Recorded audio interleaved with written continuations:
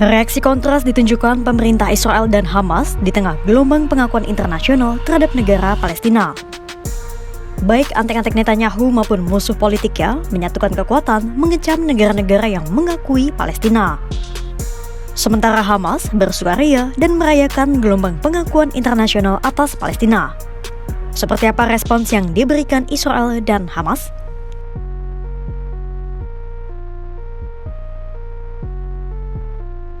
Pada 22 September 2025, CNN melaporkan kini ada lebih dari 145 negara yang telah memberikan pengakuan terhadap Palestina.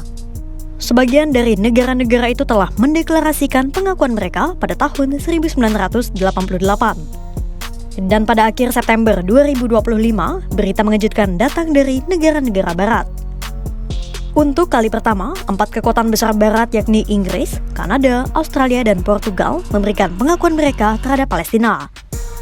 Langkah besar dari 4 negara itu segera memicu gerakan serupa dari negara-negara barat lainnya. Di hadapan Majelis Umum PBB, Presiden Prancis Emmanuel Macron akhirnya menegaskan pengakuan terhadap negara Palestina pada Senin 22 September 2025. Macron yang memimpin deklarasi itu bersama Arab mengatakan bahwa langkahnya akan diikuti oleh negara Eropa lain seperti Belgia, Andorra, Luxembourg, Malta, dan Monaco. Dari deretan negara yang baru memberikan pengakuan itu, Inggris dan Prancis menjadi yang paling disorot. Prancis adalah salah satu negara besar di barat dan Inggris memiliki peran besar dalam pembentukan negara Israel modern. Dan inilah peta sebaran negara-negara yang telah memberikan pengakuan terhadap Palestina.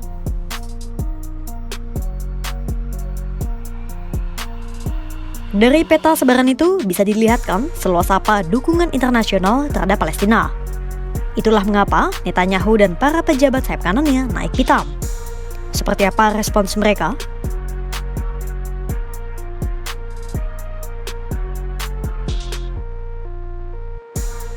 The Guardian melaporkan gelombang pengakuan internasional terhadap Palestina memicu kecaman keras dan hampir bulat dari seluruh spektrum politik di Israel. Menurut jurnalis The Guardian, Jason Berg, musuh-musuh politik Netanyahu bahkan turut menyatukan kekuatan. Netanyahu menyebut tindakan negara-negara itu sebagai ketidakmasukakalan dan hadiah bagi terorisme. יש לי מסר ברור לאותם מנהיגים שמכירים במדינה פלסטינית לאחר הטבח הנורא ב7 באוקטובר.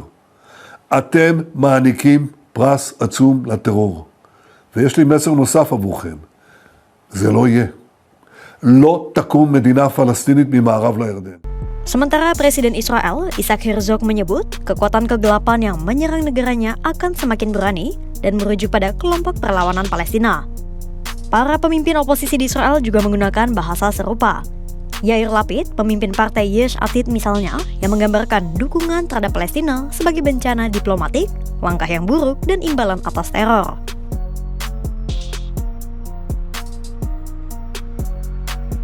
Para analis juga menyampaikan pandangannya atas dampak gelombang pengakuan Palestina terhadap langkah yang akan diambil para pejabat Israel.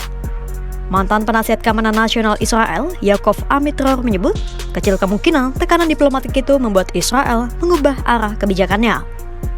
Sementara Profesor Ilmu Politik Universitas Ibrani Yerusalem, Gideon Rahat menyebut, para pendukung Netanyahu dari sayap kanan tidak khawatir dengan isolasi internasional. Rahat menyebut, setidaknya dalam jangka pendek, Netanyahu dan sekutunya akan diperkuat oleh tsunami diplomatik seperti dikatakan media-media lokal Israel. Meski demikian, para analis menduga ada hal-hal lain yang mungkin saja bisa terjadi ke depannya. Ada anggapan bahwa Israel akan mengusir diplomat-diplomat dan menutup konsulat negara-negara mitra Israel di Yerusalem Timur. Kemungkinan lain, Netanyahu akan terus melanjutkan aneksasi besar-besaran di tepi barat. Namun, yang sepertinya paling mungkin adalah Israel akan memperluas permukiman ilegal Yahudi mereka di tepi barat seperti yang diserukan Netanyahu. Lalu, bagaimana dengan respons Hamas?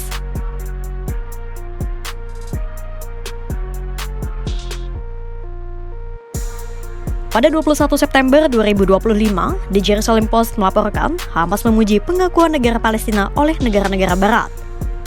Hamas menyebut pengakuan itu menjadi langkah penting dalam mempertahankan hak rakyat Palestina atas tanah dan tempat-tempat suci mereka.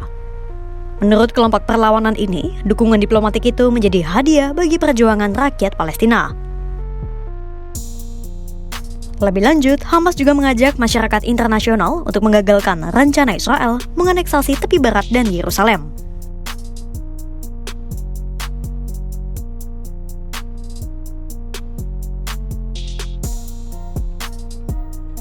Gelombang pengakuan internasional terhadap negara Palestina bukan sekadar simbol politik.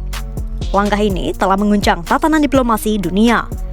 Israel semakin merasa terisolasi, sementara Hamas menganggapnya sebagai legitimasi perjuangan. Namun pertanyaan besar kini, apakah pengakuan bersejarah ini akan memaksa Israel dan Palestina menuju jalan perundingan? Atau justru memperkeras konflik yang sudah membara di Gaza dan tepi barat? Dunia masih menunggu, apakah gelombang pengakuan ini menjadi awal babak baru perdamaian atau justru membuka lembaran ketegangan yang lebih dalam? Untuk itu, pantau terus perkembangannya hanya di kanal YouTube Kompas.com.